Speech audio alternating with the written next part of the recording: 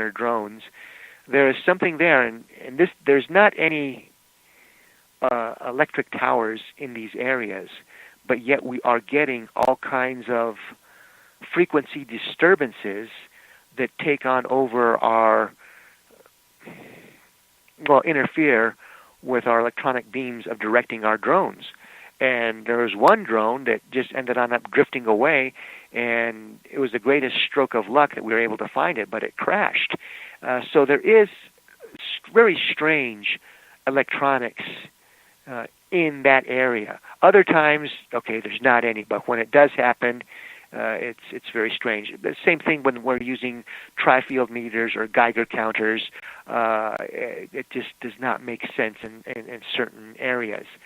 Well, maybe a portal is opening and closing, and that's where, all of a sudden you detect things, and then you go along, for a long period of time where you don't. I mean, it's possible there are certain areas in this country, where, the UFOs come through a portal, and that's probably how they most likely travel. I mean, my Saturday host now, who was a Sunday host, the paranormal lawyer, one of his people in the UFOI group has, video of like UFOs coming out of a portal. And, I first didn't believe it too. I saw it, and it's really hard to debunk it. So, I mean, that maybe you're in that type of area where the UFOs are coming and going. I mean, I don't know if you know who Timothy Cullen was, but he was a implant removal patient from the late Roger Dr. Lear. And he's been on my show like 3 times. And I mean, he was just out with his wife and they saw a UFO, and the next thing you know, he doesn't remember anything more. But then, he goes to the doctor, a few years later and finds out something is in his arm it shouldn't be, and then it turned out to be an implant. Yeah. That's another topic with what are these implants. Okay, now you get some people in there who are going to, be hoaxers, but those people that have been legit, is this some type of tracking device? Is this kind of like one of those red tags that we put on the ears of cattle? And this type of implant is what?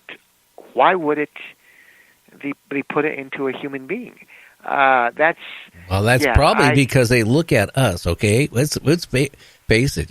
What I've gotten a lot of heat about this, a lot, Alan. But you know what? We think we're the most intelligent, beings of any place. Well, I don't think we are. I mean, as far as I know, we don't have any UFOs that we created. We might have got a couple that crashed and we kind of, put it back together or whatever. But just think about that. I mean, we eat everything on this planet. We eat, cows. We eat deer. We eat dog. We eat cats. We eat everything that's below us. Like the old Twilight, and I've said this before, an old Twilight Zone series, where the aliens came down to Earth and, they found out really fast towards the end of the show, they weren't here to serve man. They were here to serve man in a different way. How to serve man. Yeah, like when you go to Burger King or McDonald's, that's what we were to them. And that's what kind of scares me, because I don't know if you know who Mary Joyce is. But she runs a group. She was a reporter for many years before she retired. She has a UFO reporting center in North Carolina. And she claims that there's a major underground base there where UFOs come and go. And she swears that the government is working with a species of aliens. Well, guess what?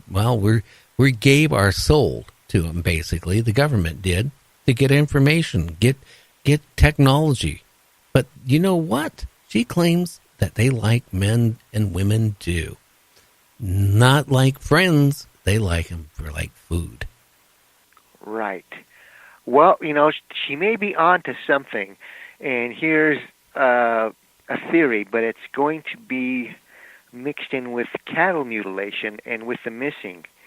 Now, as far as bovine blood with chromosomes, it's the closest to human being that there is. Or let me backtrack on it. In other words, cow blood. Check what I said about chromosomes. Bovine blood is the closest to human blood. So, are these aliens, one species, a couple of species, who knows what? Are they making a hybrid? And that's how come we have the missing phenomena of human beings, and that's how come we have cattle mutilation. And that's what this end game is all about, a new hybrid. Well, I think we're all hybrid because, a couple months ago, I was reading, off the Bloomberg and off a couple other news information centers. Scientists claim now the Sphinx is way older than they even thought. To the standpoint, the backside of it has wear marks on it. Well, they actually now ruled out that it was not created from the wind and sand, putting these marks in. They came to the conclusion it was underwater, like an ocean wear. That's what they said. Now that, we already know that the Sphinx has had its face changed. So, if it and that probably happened, like in, the Cleopatra type time frame, that area. Now, they're saying it's so much older. Now, if it was under an ocean, well, that predates us, the humans. So I kind of have a funny feeling that this planet was rebooted. I do think that, if you go back to the old records and all that stuff, even cavemen, their type of drawing they could do in the caves, they had pictures of, men in helmets, men flying in the air. Now, how would they even comprehend that? They couldn't. That tells me that something has been going on longer than we even realize. So I think we've been rebooted. I think when it comes to hybrids, I think we are. Maybe we are the Martians. Well, okay, that's, but I'm talking even about a new phase of hybrids of what we've got now. Yes, you're absolutely right about the ancient Egyptians, and we go back to Ramses and Thutmose and the rest of them, and going back to the days of Herodotus. Yes, the Egyptians that came into the Nile Valley, they ended up acquiring the remnants of the civilization that was left before them. And you're absolutely right about the Sphinx and about the watermarks, and this dovetails in directly with what some of the ancient Greek histories talk about or hint about being different civilizations before the Mycenaeans, before the Achaeans, and that's when you have Atlantis, Lemuria, and then if we get into some stuff by Zacharias Sitchin and things in Tiahuanaco and Bolivia. Yeah, absolutely right. There was some type of calamity here, and the astronauts that were here, or the masters of the human race at the time, they were either had to leave, they got wiped on out in their own war, and now this is we, the savages, have taken on over, and now are they back, and are they playing dice with us, and they're trying to make a new hybrid, one that's going to, well, who knows what, be more docile and be part of the sheeple, because you look at the media of today, and that's just dumbing down the American populace so that we follow orders very obediently, because a lot of Americans, not all Americans, but a lot of Americans, the only thing that they want is the six-pack of beer and the garbage on TV. Yeah, well, I hate to say it, the majority of people, the TV, the six-pack of beer, and playing video games is a lot of life, at least the younger people, which is so scary.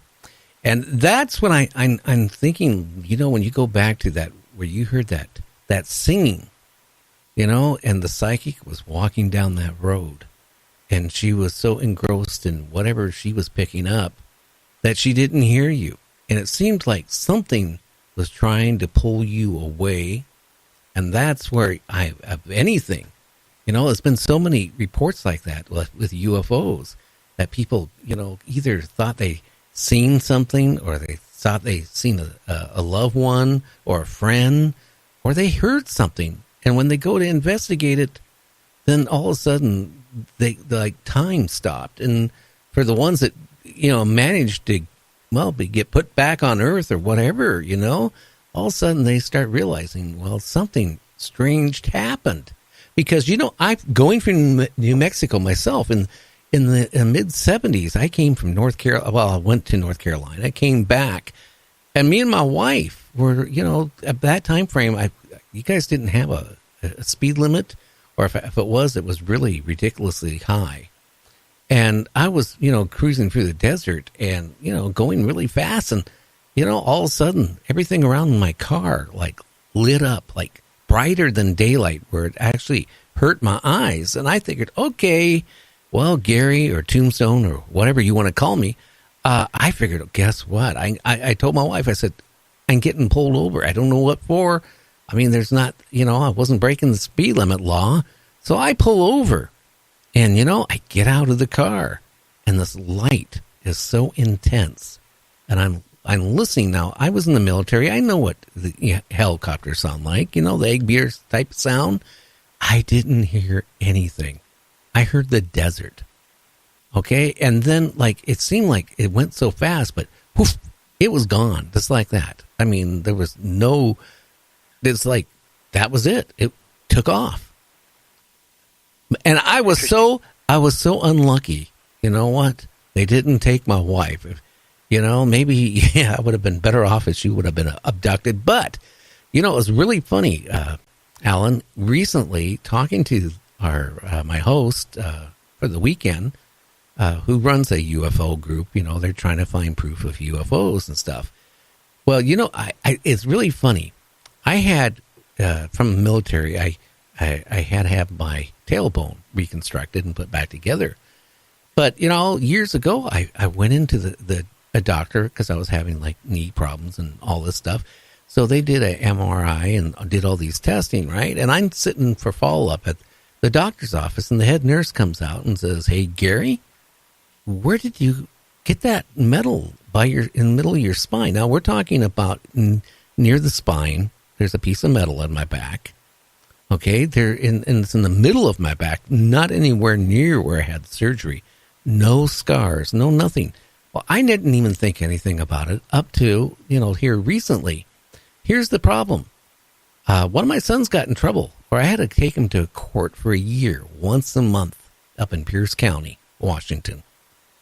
Every time I had to, go in there, they do the, looking...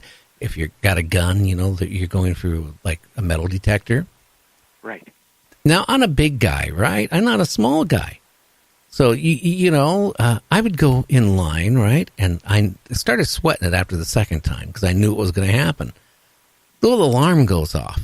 Well, okay, empty your pockets, empty everything. Take off anything that has any metal on it, right? The last thing they started saying, take your belt off. Well, when you're fat, you know what it's like in front of a group of people in line trying to get in the courthouse, and you take your belt off. You know how hard it is to put it back on without dropping your pants? Well, that's what happened, guys. I dropped my pants. It fell down to the knees. Really embarrassing. But what I'm trying to get, every time I had to go in, I didn't care. It didn't matter if I went through the front of the courthouse, the back entrance of the courthouse, or which machine I went through, it set the machine off. And then I really still didn't think anything of it. But then a couple of times I do occasionally fly. I go to the airport, and there's been times where I had to go in that room, and the guy, puts a glove on his hand and they do a search. Naturally, they don't find anything because I don't have anything. Well, I'm starting to think, and especially after talking to Michael W. Hall, that, that time I was in New Mexico and I saw that bright light and I pulled off the road. Maybe